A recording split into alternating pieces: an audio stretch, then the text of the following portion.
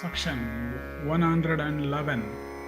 Lomasa said, O descendant of Bharata, she in order to compass the object of the king prepared a floating hermitage, both because the king had ordered so and also because it exactly accorded with her plan.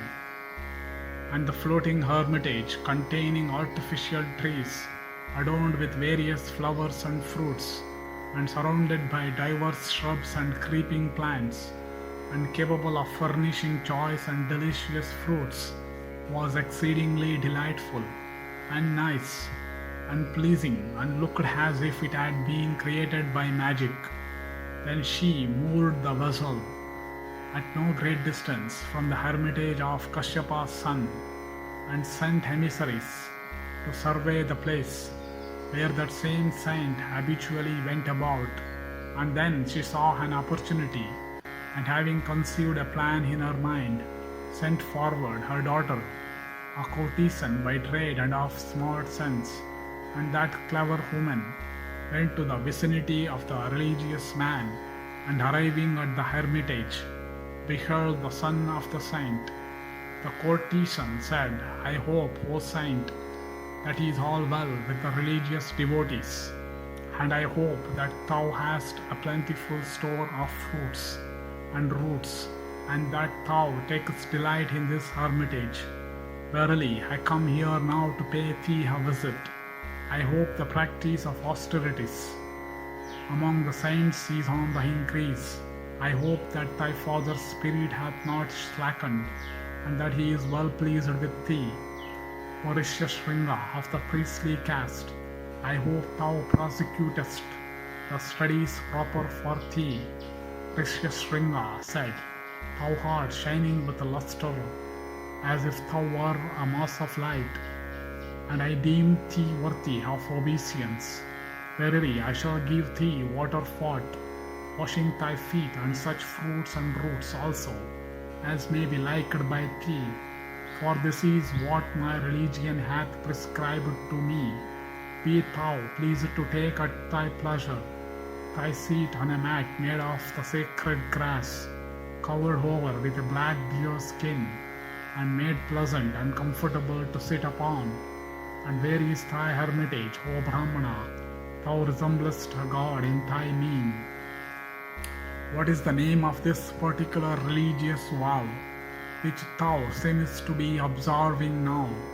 The courtesan said, O son of Kashyapa, on the other side of yonder hill, which covers the space of 3 yojanas, is my hermitage, a delightful place.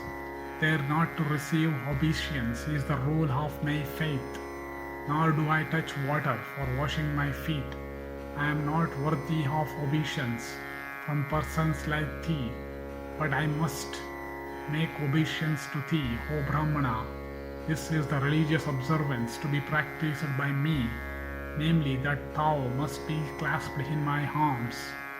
Precious Shringa said, Let me give thee ripe fruits such as walnuts, myrobalans, karushas, ingudas from sandy tracts, and Indian fig. May it please thee to take a delight in them. Lomasa said, She however threw aside all those edible things, and then gave him unsuitable things for food, and these were exceedingly nice and beautiful to see, and were very much acceptable to Rishya. And she gave him garlands of an exceedingly fragrant scent, and beautiful and shining garments to wear, and first-rate drinks, and then played and laughed and enjoyed herself. And she at his side played with a ball, and while thus employed, looked like a creeping plant broken in two. And she touched his body with her own, and repeatedly clasped Rishya in her arms. Then she bent and brake the flowery twigs from trees, such as the Sala, the Ashoka, and the Tilaka, and overpowered with intoxication, assuming a bashful look, she went on tempting the great saint's son. And when she saw that the heart of Rishya had been touched, she repeatedly pressed his body with her own, and casting glances, slowly went away under the pretext that she was going to make offerings on the fire. On her departure, Rishyashringa became overpowered with love and lost his sense. His mind turned constantly to her and felt itself vacant, and he began to sigh and seemed to be in great distress. And at that moment appeared Vibhantaka, Kashyapa's son, he whose eyes were tawny like those of a lion, whose body was covered with hair down to the tip of the nails, who was devoted to studies proper for his caste, and whose life was pure and was passed in religious meditation. He came up and saw that his son was seated alone, pensive and sad, his mind upset and sighing again and again with upturned eyes. And Vibhantaka spake to his distressed son, saying, My boy, why is it thou art not be heaving the logs for fuel? I hope that hast performed the ceremony of burnt offering today. I hope thou hast polished the sacrificial ladles and spoons, and brought the calf to the milch cow, whose milk furnisheth materials for making offerings on the fire. Verily, thou art not in thy wonted state. O son, thou seemest to be pensive, and to have lost thy sense. Why art thou so sad today? Let me ask thee who hath been to this place today.